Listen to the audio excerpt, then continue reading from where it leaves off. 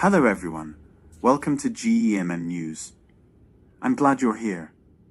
If you enjoy staying up to date with the latest stories and insights, you're in the right place. Don't forget to like, subscribe and support the channel. It means a lot and helps our community grow. Thank you very much, Mr. Speaker, for the opportunity to contribute to the motion on the floor of the House. Mr. Speaker, my colleague, Honorable Davis Opoku, MP for Mprayeso, has described the budget before the House as empty budget. And the basis of this statement is that the budget did not provide enough resources for capital investment. I want to start my debate from these critical issues that my colleague has raised before the House. Mr. Speaker, indeed, I agree with him perfectly. Capital expenditure or capital investment induces long-term economic development. It creates sustainable employment. It increases incomes and establishes conditions that encourage private sector investment. And so when you invest in capital projects, you are creating jobs. You are expanding your economy. And as the economy burgeons, you liberate your people from the shackles of poverty in the country. Wisdom. Mr. Speaker, I have with me the 2024 budget presented on the floor of this House by our colleagues when they were in the majority.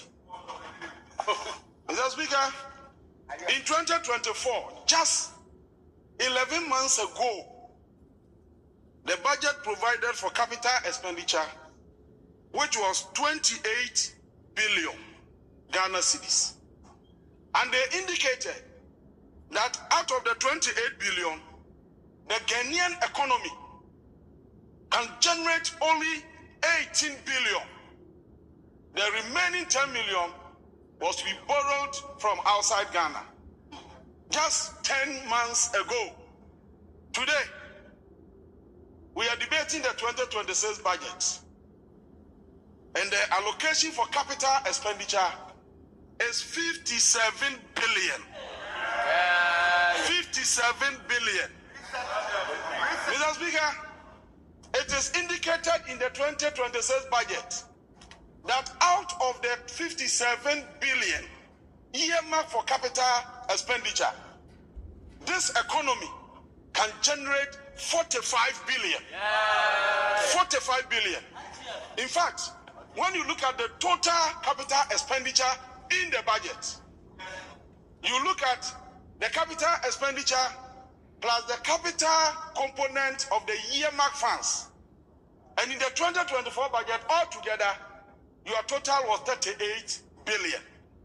Today, after just 10 months in office, the government of the NDC, under the visionary leadership of His Excellency John Dramani Mahama, has increased our capital budget from the 38 billion to 77 billion. 103% increase.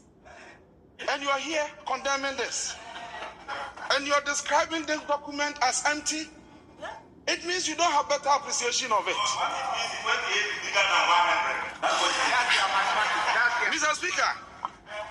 Mr. Speaker, it is important to note this, that in the 2024 budget, they projected that if they happen to be in power, in government again, in 2026, they will increase Ghana's capital budget to 44 billion. We are doing 77 billion. And you have the courage, the temerity to stand before this August House to describe this budget as empty. Mr. Speaker, he also spoke about non-payment of of contractors that we are not paying contractors. Mr. Speaker, I have the 2024 budget here. The budget your government presented to this house just 10 months ago, you projected that 2026, if you happen to be in government again, you pay arrears of 12 billion. 12 billion. Read the 2026 budget.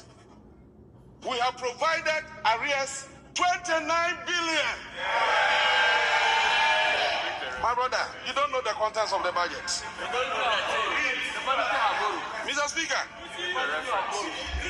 Speaker, I am quoting from page 161 of the 2026 budget and page 176 of the 2024 budget.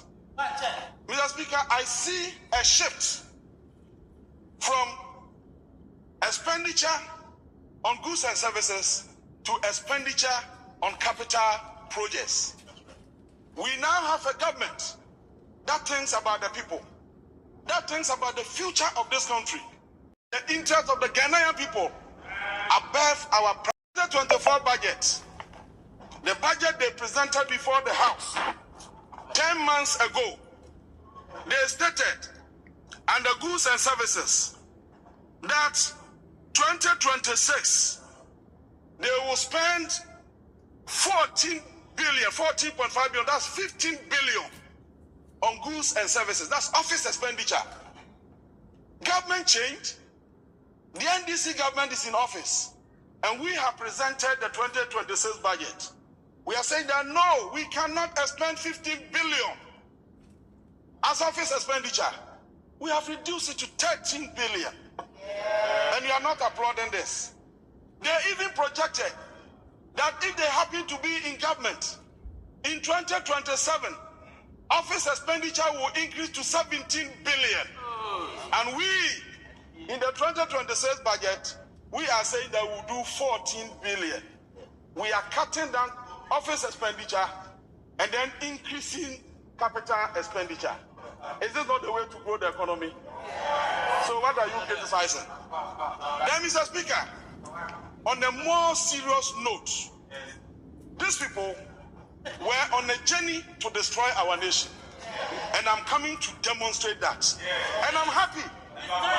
I'm happy that at the gallery today, we have school children. And they will listen to what they have done. The damage they have done to the Ghanaian economy. And they still have the guts to stand before us here to debate us. Mr. Speaker, in 2024, this is the budget they presented before us here.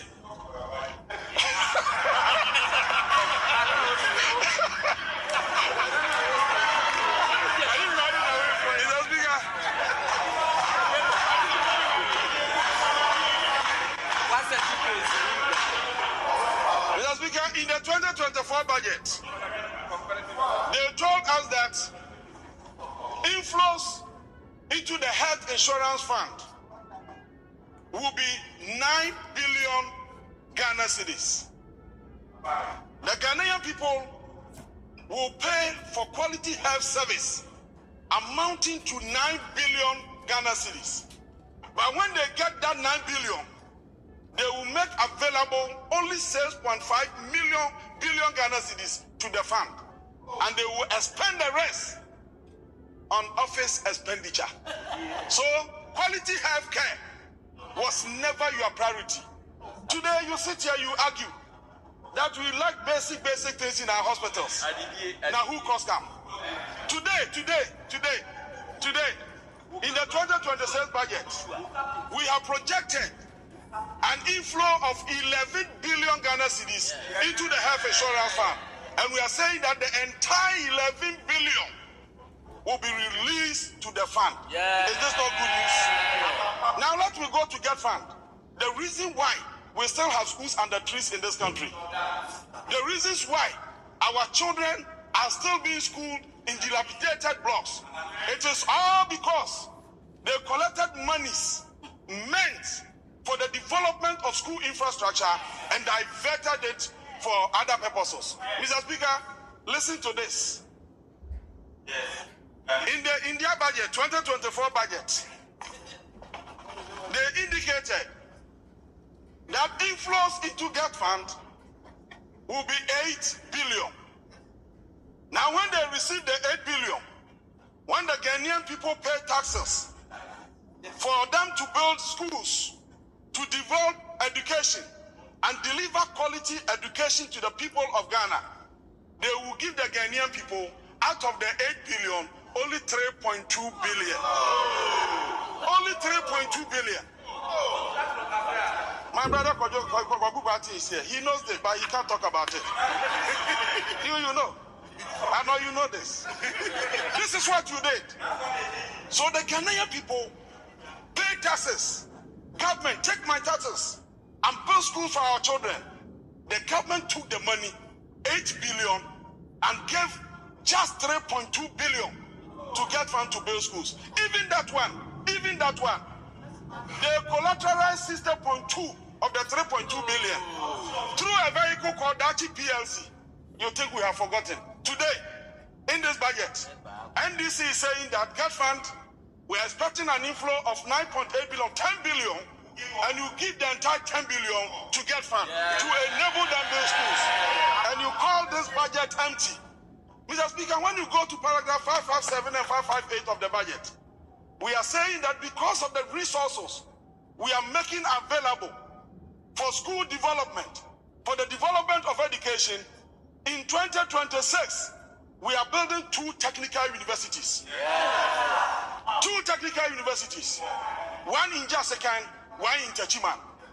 We are saying that we are also partnering the Catholic Church to build a new university in Damango. And you think that the people are not happy? We are saying that we are building 2 public universities. 2 public universities. One in Kintampo. Mr. Speaker, are you saying that the people are not happy? One in Techiman. You are saying that they are not happy? Within 1 year, we want to build 5 universities. 5 universities. Tell us whether in the period of 1 year, 8 years, were you able to complete 2 universities in this country? And now you call this empty. Mr. Speaker, let's move on. Road fund. I've heard some of our colleagues. I've heard some of them complaining that our roads are bad. Fix the roads. They are mounting pressure here and there. As if they don't know what they did.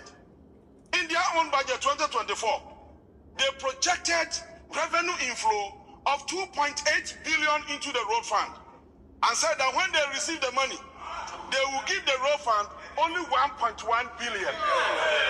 Today, we are projecting 3 billion Ghana cedis into the road fund, and we are saying that we are giving the entire 3 billion to the road fund for the maintenance of our roads. Mr. Speaker, President Mahama, through this budget, is laying a solid foundation for the development of our country.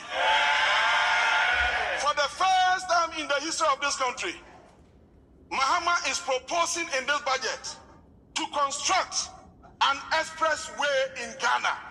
Expressway. We have never seen that one in Ghana. Apart from Osajifo Dr. Kwame Nkrumah, who did the motorway, Mahama is the next president to construct an express road here in Ghana. That road spans from Accra to Kumasi. According to the design, on that road, we are constructing 8 interchanges. 8! And you call this budget empty. Mr. Speaker, apart from Kwame Nkrumah, who invested in the construction of the Akoso Modai to generate 1,200 megawatts of power, that huge investment is still benefiting Ghanaians. Mahama is the next president. In this budget, he's proposing to set up thermal plants to generate 1,200 megawatts of power. And you say this is not a good budget? Mr. Speaker, I think it is important for us that after the presentation of the budget in the workshop, you allow us, the ministers who generated the budget, to come and participate, to come and educate our colleagues especially those in opposition. Because I have listened to all the arguments they are talking about. They are just debating on commentaries. They are not talking about substance. They are not talking about substance. Mr. Speaker, let me crave your indulgence.